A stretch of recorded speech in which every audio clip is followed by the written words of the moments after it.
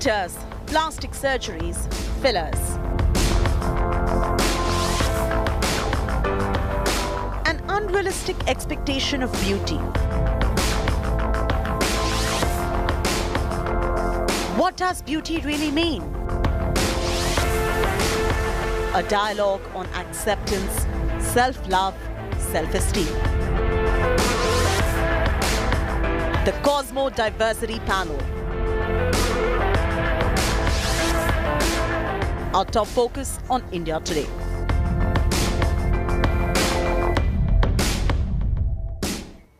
Hello and welcome viewers, I'm Chaiti Narula. Today I'm joined by Nandini Bhalla and welcome to the Cosmopolitan Diversity Panel. A path-breaking idea by my colleague Nandini Bhalla, who's joining me, that has almost shattered the glass ceiling when it comes to beauty and the predispositions around it in society. If you have noticed, we are living in a world of Instagram and social media with girls flaunting the perfect skin to the most amazing Photoshop selfies. Most of these viewers are not even real. Being beautiful means different things to different people, and that is what Nandini Bhalla has tried to bring out through these digital covers on Cosmopolitan. But if this world of so-called beauty is impacting your self-esteem and your self-worth, you need to hear a fabulous panel that joins me today that has really changed the so-called standards of beauty that exists in our society. First up, let's bring you the lay of the land as we celebrate body positivity. We've got together a bunch of truly beautiful women, each one uniquely beautiful in her own way. And we are trying to tell readers and the audience that stop thinking about beauty as just one kind. Forget this list that, you've been fed that only A, B, C, D, E equals beautiful, because each one of us is worthy of feeling appreciated and of feeling beautiful. Does looking and appearing perfect even take a toll on your mental health?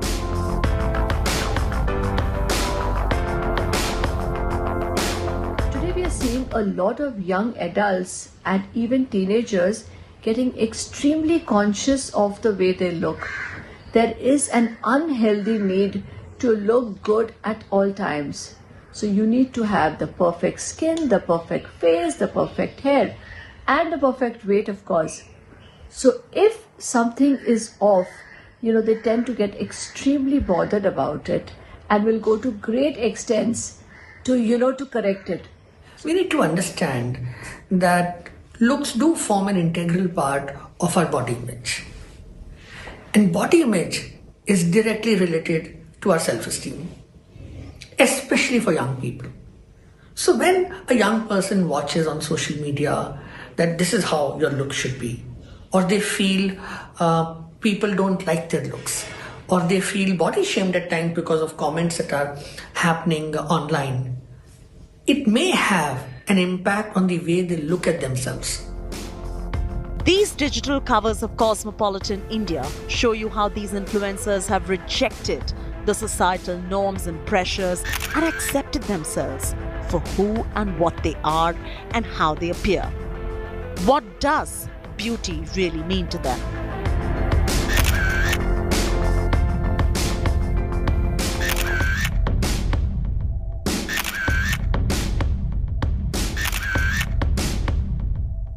Cosmo India's special digital cover series for this month talks about what beauty means to each one of us. The thing is that we've been taught over the years, decades, centuries, that there's just one kind of beauty and the way that women need to look. So we have been told that a pert little nose, fair, flawless skin, thick black hair, a perfect body, these are the ultimate parameters. This is what beautiful really means. And that has led to just so much insecurity, self-esteem issues, where women are forced to fit this list set by society, media, etc. about what beauty is. And through this issue, we are trying to break these beauty stereotypes. There is no Betty Crocker recipe. Each of these influencers accept, embrace, and flaunt themselves the way they are.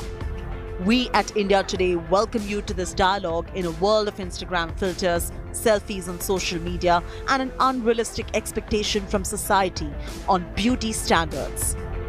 In New Delhi with Nandini Bhalla, Chaiti Narula for India Today.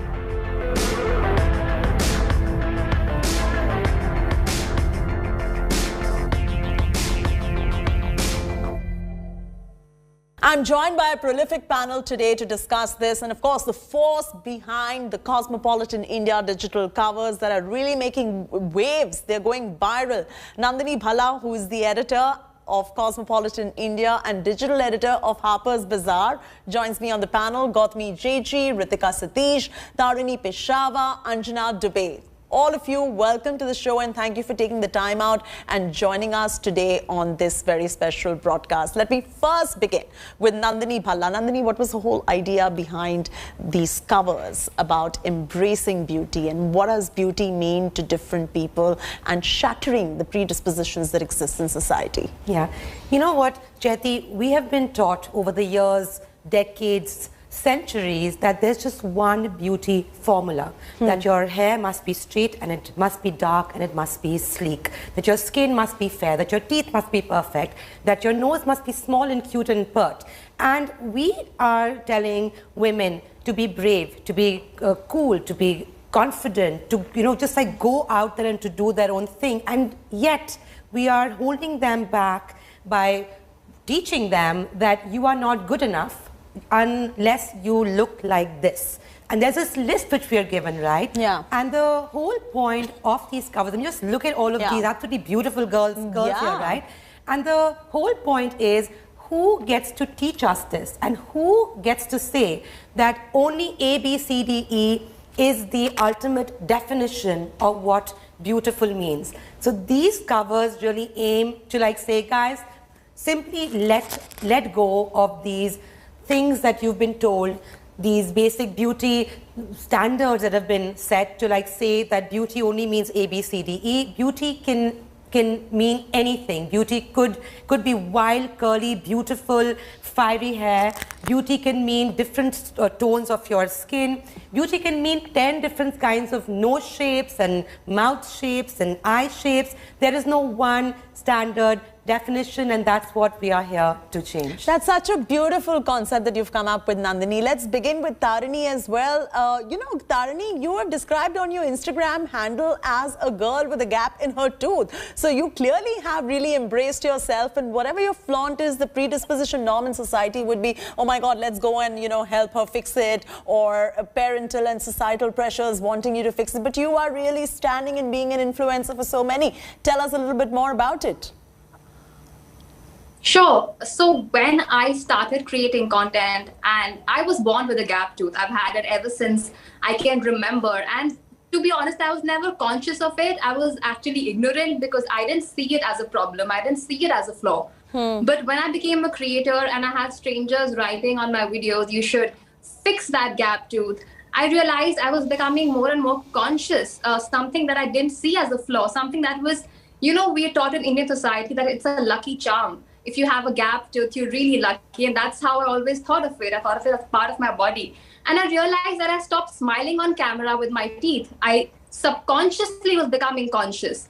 And that's when I decided that, you know what, it doesn't, like I asked myself, does it bother me? Should I get it fixed because it bothers me, or should I get it fixed because it bothers strangers on the internet? And the answer was that it really didn't affect me. I really thought of it as a part of me, and that's when I thought that I should add it to my bio, because when I did that, when I put the gap tooth girl in my Instagram bio, the trolls stopped. And I think when you accept you as you are, nobody can point fingers at you anymore. It's so interesting because here you have her going ahead and embracing herself, and you also in your editorial mention how there is no Betty Crocker recipe for really looking beautiful. And if just many people start doing something like that, it would give a huge boost to their self-esteem and self-worth. And somewhere with coming up and making this a part of the mainstream dialogue, is that what you're gunning for, Nandini? Absolutely. You know, when we are only shown a kind of look, and that comes up in your papers, magazine covers, TV, cinemas, etc., then we are taught on like some level that this is the one look which people want to see. And our goal is to really show different kinds of like girls, different kinds of hair, different kinds of skin, different kinds of teeth. Because when you see more and more of that kind of look, then that is also what like sort of basically becomes normal. Yeah. So we are trying to also normalize different kinds of features and to say that, you know what, none of us look the same. None of us do. Yet, because covers, media, papers, films, because they are only showing this one kind of sort of woman, therefore we are told that till you look like her, you are not to be called beautiful. So that is really where we're coming from, normalizing what it means to be beautiful. Right, and Anjana's normalized the grey hair, you know, she's become an influencer for grey hair. She stopped dyeing her hair as well. You are also inspiring a whole lot of women who do not want to dye their hair, but they end up doing it out of societal pressures because there is a set norm as to, you know, this is accepted for you to look young, but you've gone ahead, donned it. You've shown the world the way that how do you embrace the grey hair. How are you inspiring women? There is actually a deep-rooted fear and shame in the society of looking old with gray hair. And till the age of 30, it was actually, I was also thinking in the same way, because that has been taught to us from our childhood that gray hair means you are getting old.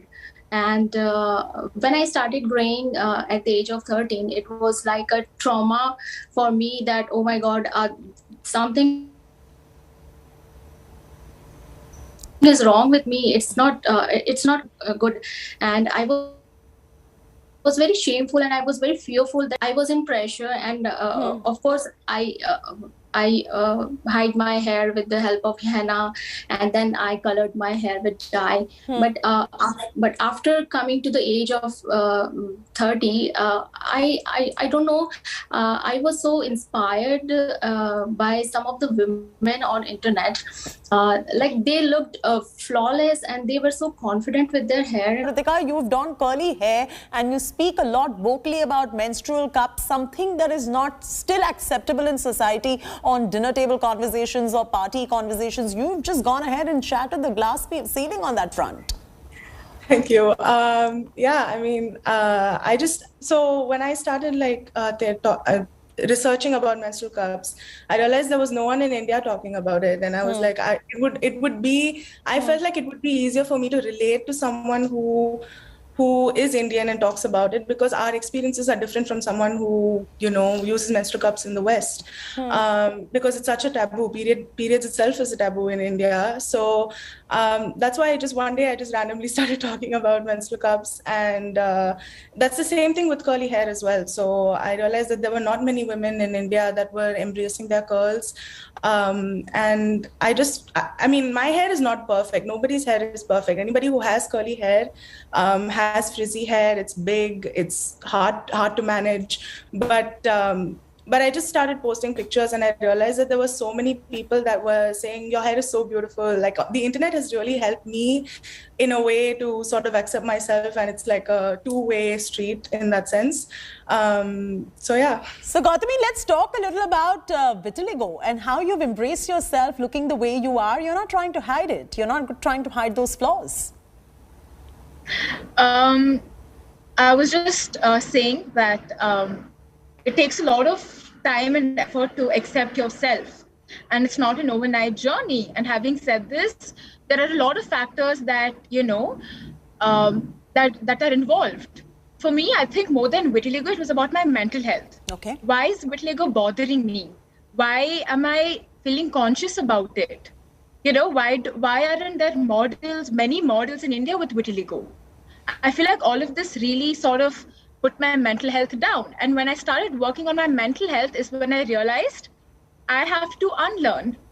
I have to unlearn I have to unlearn beauty standards. And I, to be very honest, stopped hiding my vitiligo, I would say around 3 years ago, which is very recent. The reason my makeup is so good, or at least I think it's good, is because from a very young age, I used to sit and blend my concealer. That was sort of like an arm workout, you know? So I stopped covering it because, in all honesty, I think I got tired living up to people's expectations. It was just really exhausting. Yeah. to sort of look like that girl on the magazine, Yeah. to sort of be that girl that my crush wanted me to be. I was like, bro, not happening. I'm gonna not hide this, and I'm gonna be myself. And it's been a great journey. I'm honestly living my life from the time I started accepting this. It's so wonderful to hear that, right, Nandini? Because lovely. it's so absolutely oppressive, the beauty standards. And Exactly, look at her. She tiring. went to therapy. She That's a unlearned brilliant everything story. and all the predispositions, and really now she's come to terms with what she is, and she's embraced herself. Absolutely. Chetty, also, there were just a couple of words that just popped up here. Yeah. Shame, right? Yeah, Number one, yeah. shame. Women feel shame because they do not fit with what others want them to be looking like, right? So there is shame in going grey, there is shame in maybe breaking out, there is shame in your face, body, hair not kind of fitting sort of expectations. And to me, it's that shame that just pulls us down, right? Which is just not okay. Secondly, journey, because learning to love yourself, your nose and your eyes and your face and your body, it will not happen overnight. Yeah. It will take you time, But that is the kind of self-love journey that every single woman, man as well, needs to get on and work on it. And Tarni, also let's talk to you a little bit about perfection, and who really gets to decide, Tarni, who's beautiful, who's making these rules? I think these rules were made when we were really young. I think all these unrealistic expectations that we're grown up with. I remember as a kid, being told, especially I think for women, these expectations, these rules are so much more fierce than they are for men. Like, Anjana mentioned about graying hair. Gray hair for men is considered, very attractive, the salt and pepper look. But with women, it's considered aging, it's considered unattractive. So when it comes to women, I feel we are living like there is our goals, and there's the parallel societal pressure that goes on with us when it comes to, let's say, not going out at night, not or getting married at a certain age, or having kids at a certain age. So I feel the idea of perfection is so embedded in our gender that I don't think anybody decided it, but it was just something unsaid that we all grew up with. Preconditioning, actually. Nandini, no way are we trying to say that if you have an underlying medical condition, don't go sort it out, just live with it. What we're trying to say is that take your time with it. You don't have to really look perfect. You don't have to be unrealistic about it, and you don't have to be setting unachievable standards for yourself, is probably what we're trying to say. We need to just make sure that we break this down for our viewers, Nandini. Of course, when you are told that you are not good enough, that will obviously make you feel small. It will harm the way that you look at the world. So I think one is that. Two is your physical health. If it's a kind of medical issue, of course, immediately go to a doctor. But having curly hair versus straight hair is not medical. Having dusky tones versus medium tone versus light tones, this is what you are born with. Also, ultimately, Chetty, it just comes down to how much focus is put on how we look versus who we are. And that is really, how we talk about beauty lies in the eye of the beholder. But the point is that we're just so used to still judging people, and judging, of course, women, just basis what they look like, that we are still not looking at who are they as they busy people. Are they kind? Are they smart? Are they, good people, honest people, generous people, smart people? Because the very first thing that we are seeing is, oh my God, what is she looking like? What is she wearing? Outfit that she's wearing? What's her hair like? Who is she with? And to me, that needs to stop, because if you want women to be growing at, at the workplace, mentally, professionally, to be strong equals, then stop judging them by their hair or their dress or their skin or their body type. Absolutely, you're very well said. And we also have a reaction coming in from one of the influencers on our Cosmo Digital Panel who couldn't join us today. Let's listen into what she had to tell me. I was super insecure about my dark circle, and the beauty standard is constantly evolving. And with each year, as it keeps changing, there's always one group of people that'll be left out to make them feel like they're not beautiful. And before it used to be the dark circles, but now it's trending on Instagram. People are putting eyeshadow to make themselves have dark circles. And I think it's going to keep changing. And one year, your insecurity is going to become a trend. And you shouldn't have to wait for it to trend to love yourself. This beauty standard, this body standard is so harmful, especially on social media, because you also, I at times have fallen prey to wanting to face-tune my body a little bit, to have to change the way I look. I used to heavily face-tune my face and remove my dark circles as well and remove my eye bags, but I feel like everyone is just so different and unique in their own way, and they really need to embrace their differences and to not believe that everything that you see on social media is real, because trust me, it's not.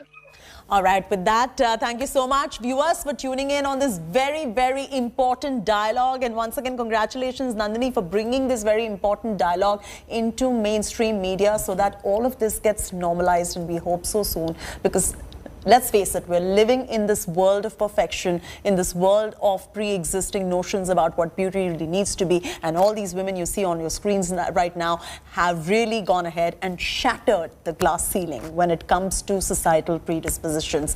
Thank you very much, all of you, for joining us. This is Chaiti Narula signing off.